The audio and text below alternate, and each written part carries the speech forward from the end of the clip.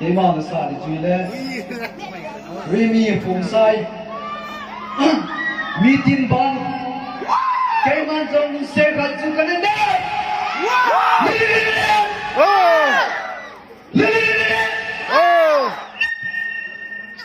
hóa ra trái tiền như mình cái shit đẹp siêu gì yêu gì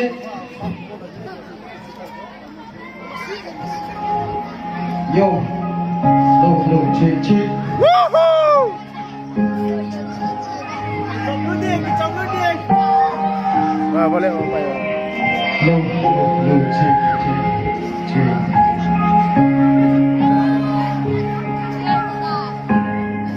ấy lúc xưa lâu chỉ có ta cái lúc xưa đi mi đi vào cái mà trong lúc xưa cái chuyện cái này nghe là chuyện đã ở bên cái mà cái này cái lên cái sự kiện cho nó ở cái đây cái lúc xưa cái lúc xưa xưa cái sự kiện mà đi đây lúc xưa cái mà sự kiện cái lúc xưa chỉ sợ tình là mình hiểu cái ngày cái chuyện cái hiểu năng cái cái cái năng cái cái năng lâu cái hiểu cái này sự kiện cái này những cái gì của ngày đó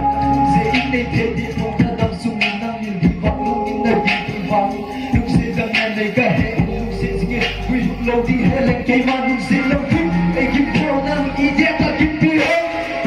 năng mà sẽ in lúc trong lúc sẽ cho này đi lúc sống lâu lâu pas cái hi lúc trong lâu cái đi na hello cái sự cái mà đi oh ý đẹp hi bằng cần ngày gì na hi gọi lẽ ai là nặng ấy sẽ luôn cả vai môi âu hay đã đi khi bận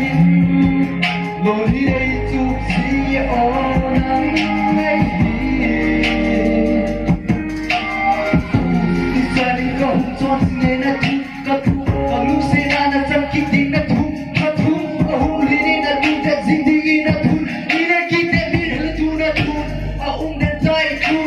mong gì hết cái nghe mong gì hết na lúc cái vang mong gì hết na lúc cái kinh tiếng gì hết cái mà thu đông thu ta hết na mà đi trong khi tôi hết na lúc tôi có trong chui ở bên lúc in sâu hình nhà tôi ta ôi ya hi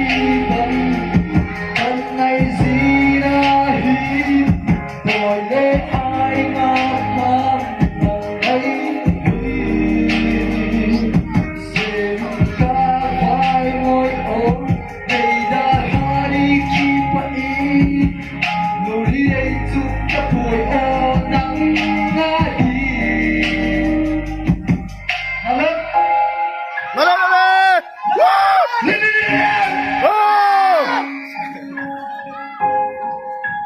lên chị Stella Stella Kelly Kelly Lord Jesus Naki oi mo hina nang tingin ke kai tui bikini ni kingai na tua hei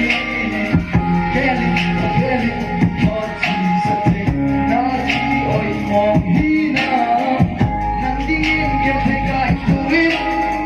bikini ni kingai na tua hei oi ya hi bang kan ai zina hi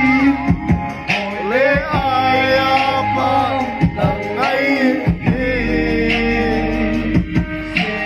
cả vai môi ôm